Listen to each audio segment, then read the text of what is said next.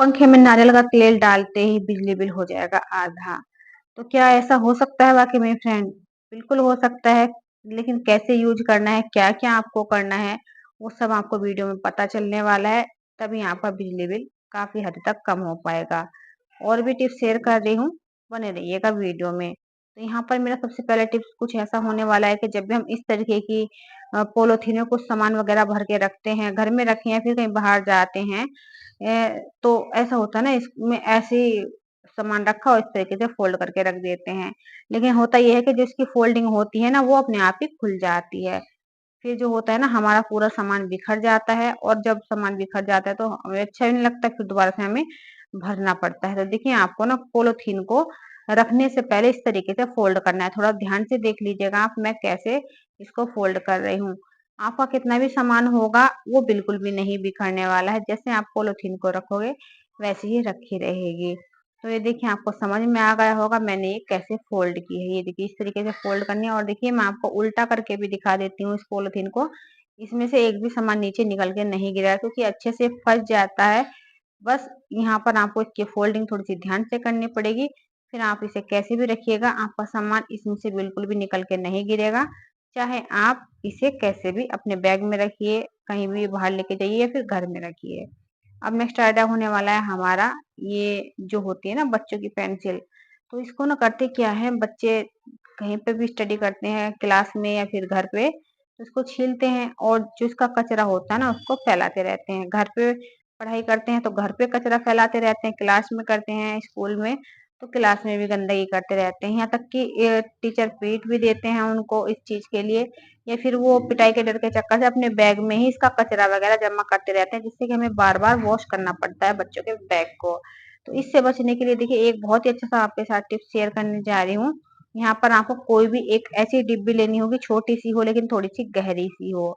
अब देखिए, हमें करना क्या है, इसमें हमें निशान लगाना होगा और निशान लगाने के बाद हम क्या करेंगे, इसमें होल करने वाले हैं।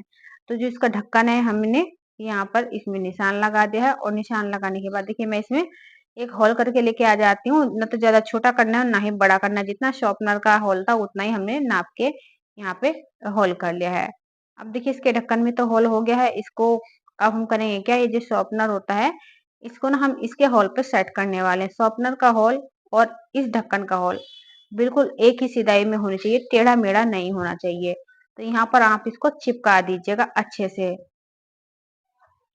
तो चिपकाने के लिए आप अच्छे वाले ग्लू का इस्तेमाल कीजिएगा, वरना ये उतर सकता है। तो यहाँ पर मैं फेविक्विक का इस्तेमाल कर रही हूँ, क्योंकि मेरे पास ना तो ग्लू गन थी और ना ही मेरे पास अच्छा वाला स्ट्रॉन्ग वाला ग्लू था। तो यहाँ पर मैं इसका इस्तेमाल कर रही हूँ फेविक्विक का। इससे मैं चिपकाने की कोशिश कर रही हूँ, तो चिपक जाता है इससे भी, लेकिन अगर अच्छा वाला ग्लू होता तो ये बहुत ही अच्छे से और भी ज़्यादा चिपक सकता था। लेकिन कोई बात नहीं, हमें तो चिपकाना था फ्रेंड, हमने तो यहाँ पर चिपका लिया है। और ये देखिए, इस तरीके से ढक्कन में हमने इसे फिक्स कर लिया है। अब हम करेंगे क्या, इस ढक्कन को ना हम इस डिब्बी के ऊपर ही लगा देंगे। थोड़ा-सा इस पे अच्छा-सा मतलब कि पकड़ लाने के लिए इसमें अच्छे से आप इसका इस्तेमाल कीजिएगा फेविक्विक का, ताकि जो हमारा शॉर्पनर है, ये छूटकर ना निकले। तो यहाँ पर मैंने अच्छे तरीके से इसमें ये लगा दिया है फेविक्विक और ये जो हमारा शॉर्पनर था, इसमें अच्छे से सेट हो गया है। अब मैं करूँगी क्या, मैं आपको बताती हूँ। मैं आपको ना पेंसिल छील के दिखाती हूँ। वैसे तो आप समझ ही गए होंगे कितना यूज़फुल सा एक हमने ये बना के तैयार कर लिया है, ऑर्गेनाइज़र कह सकते हैं आप इसे। तो देखिए, ये बहुत अच्छे से हमने बनाकर तैयार किया है।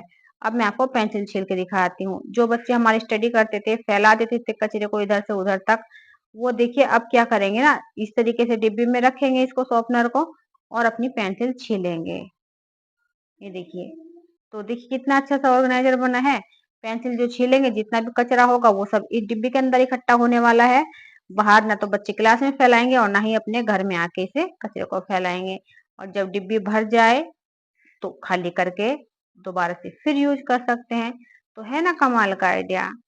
बहुत ही पसंद आया था मेरे को, तो मैं चलो मैं बना रही हूँ अपने बच्चों के लिए, तो आपके साथ भी शेयर कर देती हूँ, आप भी बना के दे दीजिएगा। बच्चे पेंसिल का कचरा इधर उधर नहीं फैलाएंगे। आइडिया अच्छा लगा है तो लाइक शेयर जरूर करें।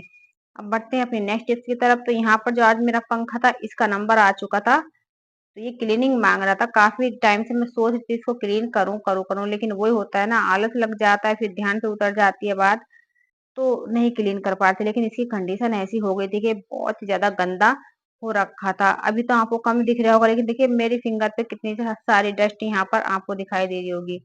तो ये बहुत इतना गंदा हो रहा था ना, मतलब चल भी नहीं रहा था सही से, इतना गंदा ये हो गया था। तो देखिए मैंने यहाँ पर ये बालों में कलर करने वाला ब्रश लिया है और इससे मैं इसकी क्लीनिंग कर दे रही हूँ।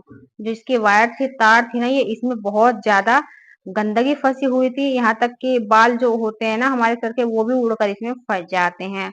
तो मतलब बहुत सारी गंदगी, जाले वगैरह इसमें हो चुके थे, इतने हो चुके थे कि जब मैंने इसे क्लीन किया तो मैं समझ नहीं पा रही थी कि मतलब इतनी गंदगी इसमें कैसे जमा हो गई है। लेकिन हो जाती है फ्रेंड, धूल वगैरह उड़ती है, घर में वैसे भी जब हम खाना-वाना बनाते हैं तो किचन में से ऑयल की जो भाप होती हैं, उड़ती हैं, वो सारी चीज़ों पे बैठती हैं। मतलब बहुत सारी चीज़ें ऐसी होती हैं जो पंखे पर बैठती हैं और गंदा कर देती हैं। तो देखिए आप देख पा रहे हो कितनी ज़्यादा इसके अंदर से डस्ट निकल रही थी, जाले निकल रहे थे, मोटे-मोटे जाले निकल रहे थे, इतना गंदा हो गया था।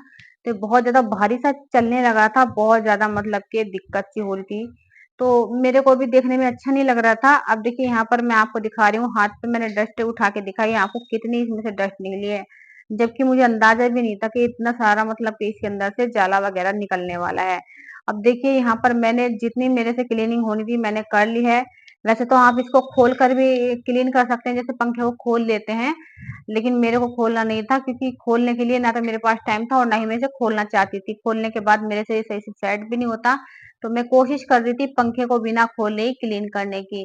तो काफ़ी हद तक मैंने इसको क्लीन कर दिया था। देखिए थोड़ा-सा आपको टाइम लग सकता है, लेकिन आपका जो पंखा एकदम से क्लीन हो जाएगा। और आप खुद लाइव यहाँ पे देख पा रहे होंगे, जो पंखा था ना कितना गंदा था, कितनी ज़्यादा मतलब इसके ऊपर से गंदगी निकल रही है, कितनी धूल वगैरह निकल रही है, मिट्टी, बहुत ज़्यादा जाले इसमें हो रखे थे। तो इस तरीके से अपने पंखे कभी-कभी क्लीनिंग करते रहना चाहिए फ्रेंड, क्योंकि जब चीज़ें सही से चलती हैं तो वो लॉन्ग टाइम तक चलती हैं।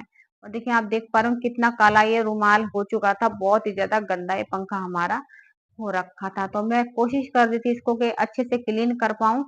कोशिश तो मैंने पूरी की थी इसको क्लीन करने की, और आप देख भी पा रहे होंगे, और मैं अच्छे से इसे क्लीन भी आज कर दी थी। तो कितना काला यहाँ पर ये रुमाल हो चुका है। अब देखिए फ्रेंड, इतना तो हमने कर लिया है।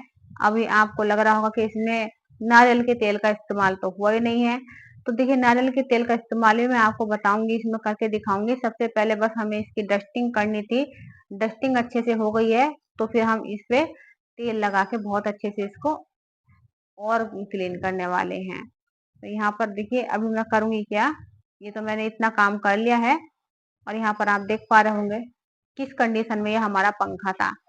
तो अब आप देख लीजिए फ्रेंड, मैं इसमें नारियल का इस्तेमाल कैसे करने जा रही हूँ। तो यहाँ पर मैंने क्या किया है, इस पंखे को सबसे पहले हम इस तरीके से रखेंगे थोड़ा सा, और इसमें नारियल का तेल यूज करने वाले हैं। कैसे यूज करना है मैं आपको बताती हूँ। तो ये देखिए थोड़ा सा हमें एक कपड़ा लेना होगा, साफ सुथरा सॉफ्ट सा। इसी पे हमें 8 से 10 ड्रॉप्स इसमें नारियल के तेल की डाल देनी, क्योंकि पंखा है तो थोड़ा ज्यादा ऑयल यहाँ पे लगने वाला है। और इसी से हम इसकी डीप क्लीनिंग करने वाले हैं। यकीन मानिएगा, जो पंखे में छोटी छोटी सी गंदगी भी होगी वो भी निकल जाएगी और इसमें शाइन आ जाएगी। क्योंकि इन चीजों को हम पानी से नहीं धो सकते हैं, पानी से हमें नहीं वॉश करना चाहिए। इलेक्ट्रिक चीजें जो होती हैं खराब हो सकती हैं, खराब होने की बजाय दुर्घटना भी घट सकती है। जब हम दोबारा इन्हें यूज करते हैं तो पानी से इन्हें बिल्कुल भी क्लीन ना करें। ऑयल का इस्तेमाल किया है, ऑयल से ये बिल्कुल एकदम चकाचक एंड क्लीन हो जाएगा। अब रही बात फ्रेंड बिजली बिल कम करने की, तो देखिए बिजली बिल कम कैसे होता है। जैसे हमने पंखा चला रखा था, हम कहीं को उठ के चले गए, पंखा चला छोड़ दिया, तो वहां पर हमारा बिजली बिल बढ़ता रहता है। पंखे को बंद कर दें, या फिर कुछ ऐसा मौसम है जहां पर हम पंखे को मीडियम या लो भी कर सकते हैं, तो वहां पर हमें पंखे को मीडियम या लो भी रखना चाहिए। ये नहीं कि भाई ठंडा मौसम है और हमने हाई कर रखा है एकदम, वहां पे भी हमारा बिजली बिल बढ़ता है। आप इसको थोड़ा सा घटा बढ़ाते रहिएगा अपने हिसाब से, मौसम के हिसाब से। और जैसे क्या कहते हैं, एसी है, एसी को चलता हुआ छोड़ दिया, ऐसी बहुत सारी चीजें होती है हमारी इलेक्ट्रॉनिक की, जिसको हम चलता हुआ छोड़ देते हैं ऐसी, और हम इधर उधर बैठ जाते हैं या फिर भूल जाते हैं, उससे हमारा बिजली बिल बहुत ज्यादा बढ़ता रहता है। तो फिर मिलूंगी फ्रेंड ऐसी एक और हेल्पफुल वीडियो के साथ, तब तक के लिए बाय बाय।